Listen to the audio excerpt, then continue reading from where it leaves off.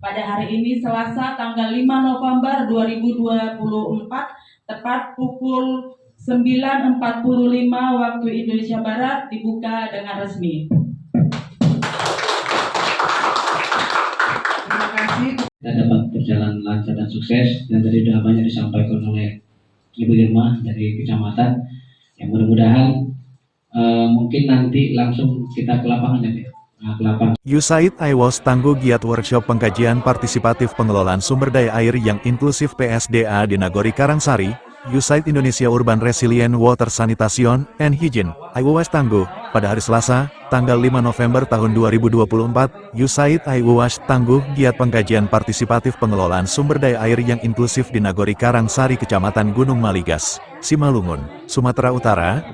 Dalam kajian tersebut dihadiri Ibu Nur Wahidah Tinambunan, Baperida Simalungun, Camat Gunung Maligas, Pangulu Nagori Karangsari, Dinas Lingkungan Hidup, Dinas Kesehatan, Diskominfo, Puskesmas Gunung Maligas, Gamot, perwakilan masyarakat, tokoh agama, hadir juga staf kecamatan, TPPKK Kecamatan Gunung Maligas, TPPKK Nagori Karangsari, Dinas Lingkungan Hidup, Dinas Kesehatan, Diskominfo, Promkes Puskesmas Gunung Maligas. USAID Indonesia Urban Resilient Water Sanitation and Hygiene USAID IWOS tangguh adalah kegiatan 5 tahun untuk memajukan tujuan pembangunan Indonesia dalam meningkatkan akses ke air minum, sanitasi dan higiene atau disebut WASH yang dikelola dengan aman di daerah perkotaan yang rentan dan memperkuat ketahanan iklim layanan air minum dan sanitasi dan pengelolaan sumber daya air. Dalam kemitraan yang erat dengan pemerintah Indonesia, USAID IWOS tangguh mendukung upaya Indonesia untuk mencapai target tujuan pembangunan berkelanjutan untuk memastikan akses ke air dan sanitasi. Hanya beberapa nagori saja, Bu Ida ya. Nah, jadi alhamdulillah kita ucapkan terima kasih dari USAID IWOS memilih Nagori Karangsari untuk melaksanakan program ini. Mudah-mudahan ke depan kita sebagai warga Nagori Karangsari terkait masalah air bersih, mudah-mudahan ke depan ini bisa kita atasi. Mungkin kalau yang lalu juga kita sudah mengadakan kegiatan di tempat yang sama. Salawat dan salam senantiasa kita tumpahkan Nabi Muhammad sallallahu alaihi wasallam. Insyaallah kita harapkan syafaatnya dari kemudian kelak. Amin ya rabbal alamin. Yang kami hormati oleh Bu Camat Kecamatan Maligas, yang diwakili oleh Bu Irma beserta jajarannya.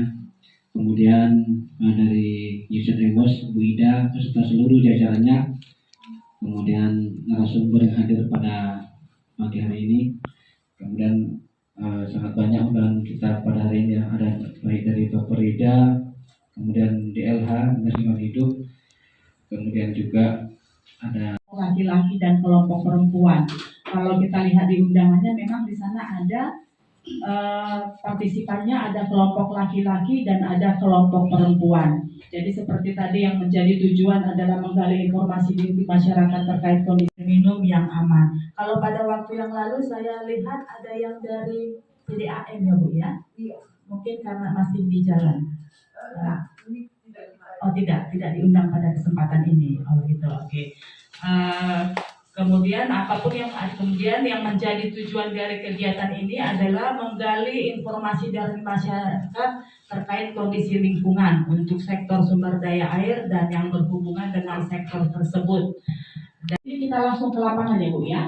Nah jadi kalau kita ke lapangan kita kan akan dapat melihat secara langsung, dapat action langsung apa yang harus dampingi dan maupun dinkes yang mendampingi. Jadi kita bisa langsung ke lapangan, ke rumah-rumah warga yang dilaksanakan yang bertujuan untuk memajukan tujuan pembangunan Indonesia, bekerjasama antara pemerintah USA dengan Indonesia. Kesehatan, keselamatan, dan kesempatan dapat berhadir di tempat ini dalam acara pengkajian partisipatif yang sama-sama kita hormati Ibu Ida dan Ibu yang dari USAID IWOS tangguh, kemudian ada Bapak Pangulu Nagori Karangsari dari Dinas Kesehatan, Puskesmas Kecamatan Gunung Maligas, tokoh masyarakat, Gamot, Maujana, PKK Kecamatan maupun Nagori, dan seluruh yang berhadir di tempat ini yang tidak dapat saya sebutkan satu persatu. Siogianya yang hadir pada kesempatan ini adalah Camat Kecamatan Gunung Maligas, Ibu Masrah SH, namun karena pada saat yang bersamaan juga jam 9 tadi ada acara di Hotel Batavia dari Dinas sehingga beliau yang mewakili yaitu Ibu Irma. Kami pada Ibu Irma, kami persilakan dengan segala hormat.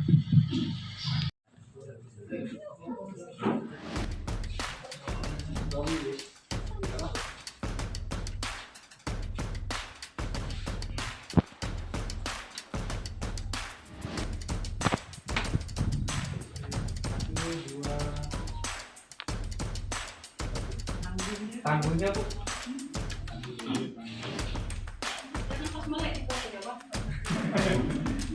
Satu, dua. Ya rapat. Agak ke belakang baru dapat. Iya.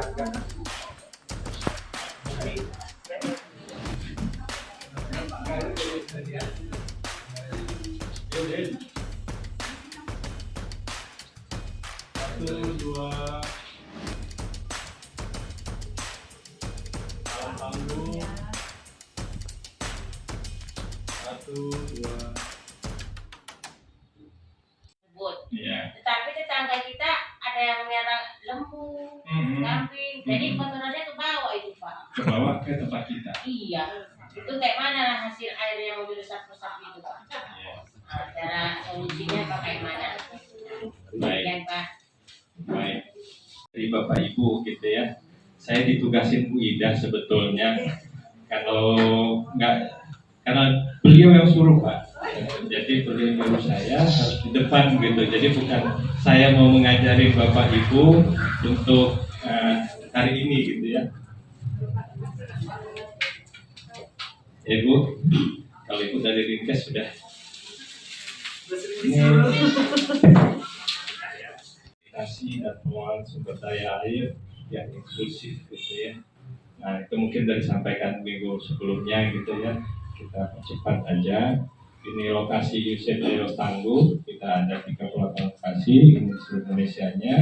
Kemudian untuk di Sumatera Utara kita hanya di 5 lokasi, yaitu di Siantar, kemudian Simalungun, kemudian kawasan Bidang Medan, Deli Serdang dan Binjai. Jadi kita tidak banyak lokasinya. Nah kita masuk ke pengelolaan sumber daya air. Jadi kalau tadi Bu Ida sudah menjelaskan, saya itu bukan spesialis sebetulnya, saya cuma disuruh lagi Bu Ida untuk belajar tentang pengelolaan sumber daya air dan untuk menyampaikan, kita sharing sebetulnya Bapak Ibu tentang pengelolaan sumber daya air. Atau kalau kami nanti ada yang, nanti biar nggak susah, biar nggak salah-salah, kadang-kadang ada penyebutannya WRM, Water Resource Management, atau kadang-kadang PSDA, pengelolaan sumber daya air. Barangnya sama, hanya sebutannya berbeda antara kopi, sama barangnya itu Pak ya. Kopi,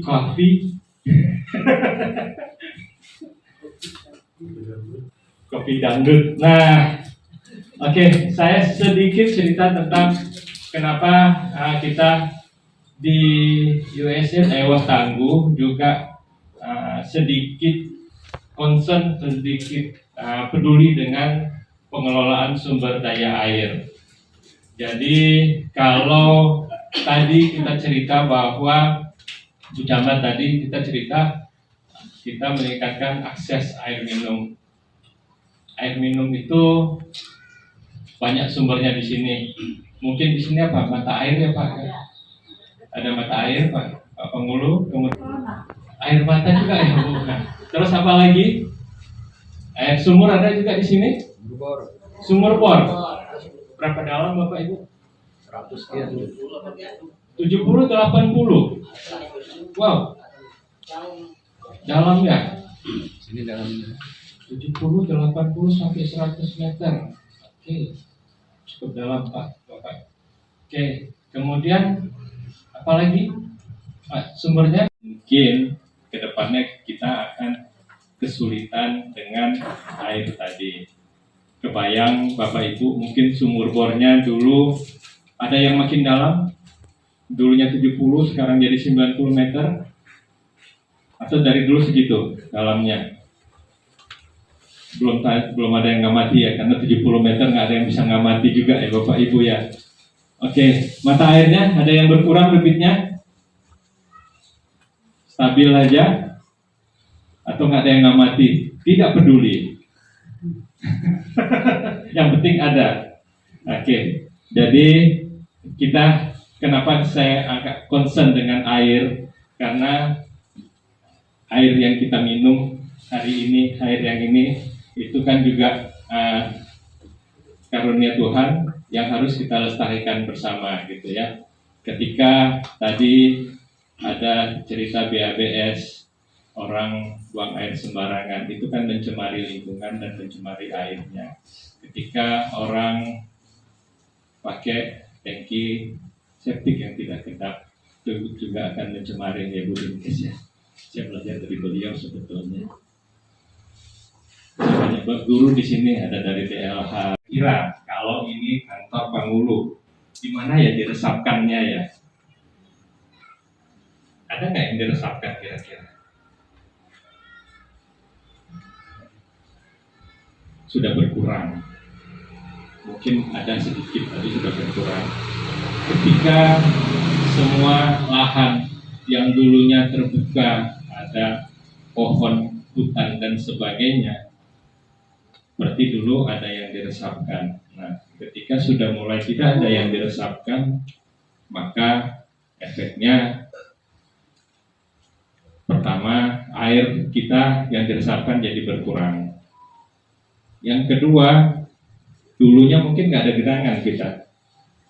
Dulu nggak pernah ada banjir, nggak pernah ada ya apa ya namanya di sini ya, genangan banjir itu. Kadang ada istilah-istilah lokal yang sederhana sekarang tentang perubahan iklim. Panas. Oke, air, ya, dingin juga, Berlebihan. tiba-tiba hujan, kadang juga nggak enak, badan gerah, suhunya makin tinggi, ya kan? Dulu ceritanya dulu, ya kan? Kalau itu dulu hujan itu durasinya, kalau hujan hari Jumat biasanya berhentinya hari Jumat ya, dulu ya. Kalau sekarang hujan tiba-tiba gitu, berhenti juga tiba-tiba. Jadi kebayanglah sekarang itu hujan itu sudah polanya sudah tidak menentu. Ya kan, ada perubahan pola hujan dan ada perubahan durasi hujan, artinya waktunya hujan. Artinya sekarang itu sudah ada perubahan terkait dengan pola hujan dan durasi hujan. Pola, jadi dulu tuh kita misalnya kita lihat, kita tahu kalau ber itu siap-siap ember. Sekarang ber itu juga nggak pernah tahu kita. Ya ada perubahan. Ya kadang-kadang hujan juga itu ya. Jadi sekarang itu banyak fenomena yang sudah berubah itu. Ada polanya berubah dan durasinya berubah. Efeknya apa? Banjirnya mungkin lebih sering, kemaraunya juga. Ya sekarang kalau kita alhamdulillah di Sumatera Utara ini hujannya masih banyak, tapi kebayang di Jawa, di setelah selatan Katulistiwa itu mereka baru hujan sekarang. Jadi ya kita bersyukur agak dapat terus penggunaan lahan nama-namanya. Nah, karena tadi saya cerita awal yang namanya penduduk makin berkembang, makin banyak. Ya, artinya kebutuhan akan lahan akan meningkat. Kebutuhan akan lahan akan meningkat, otomatis yang namanya lahan dulunya kebun, sekarang udah jadi perumahan. Belum lagi perumahannya perumahan yang besar-besar lah ya Bu ya, yang lahan kosongnya jadi nggak ada lagi gitu kan. Nah itulah perkembangan sekarang, dan diproyeksikan juga, diperkirakan juga ke depan kebutuhan akan lahan meningkat. Ketika kita tadi cerita tentang siklus hidrologi tadi, ketika lahan berkembang, kebutuhan lahan berkembang, ya lahannya segitu-gitu juga kan. Kita nggak mungkin bisa nambah lahan lagi, lahannya sebesar ini, tapi penggunaannya, alih fungsinya makin berkembang. Efeknya air tadi yang diresapkan makin sedikit. Dan kalau kita lihat diproyeksikan Kabupaten Simalungun ini juga tutupan lahannya yang dari kebun, dari hutan itu akan cenderung nanti pelan-pelan menjadi pemukiman, jadi lahan terbangun. Lahan terbangun artinya tidak ada. Kalau ada kondisi silakan. Bahkan ada rumah siapa di sini pejabat dulu. Seperti misalnya dari negara itu ada kesanggrahannya gitu ya. Terus orang pasti kalau mau healing larinya kemari karena cuacanya yang nyaman, yang enak. Nah, dulu Simalungun itu ada nggak hasil pertaniannya? Ada ya Bu, tapi kalau dibandingkan sekarang di Kecamatan Gunung Maringga sudah gimana Bu? Sudah berkurang. Jadi ada peralihan lahan ya, peralihan penggunaan lahan yang dulu mungkin ketika kita di sini banyak lahan persawahan, banyak lahan pertanian, tapi sekarang ini mungkin kita sudah tidak lagi menemukan. Seperti kata Ibu PKK tadi yang menanya bahwa lahan untuk serapannya tinggal 1,5 kali 7 meter misalnya gitu. Kalau dulu rumah orang tua kita itu luas-luas semua. Sehingga kalaupun tangki septiknya tidak kedap, dia agak jauh ya Bang, ya gitu juga ukuran tanahnya bisa 1 hektar. Tapi sekarang tidak bisa lagi gitu ya kan Bang. Kalau lahan 1 hektar mungkin bisa, kalau yang untuk berpindah-pindah tangki septik. Tapi sekarang kan mungkin bisa kita hitung siapa yang mempunyai lahan 1 hektar lagi sekarang. Juragan.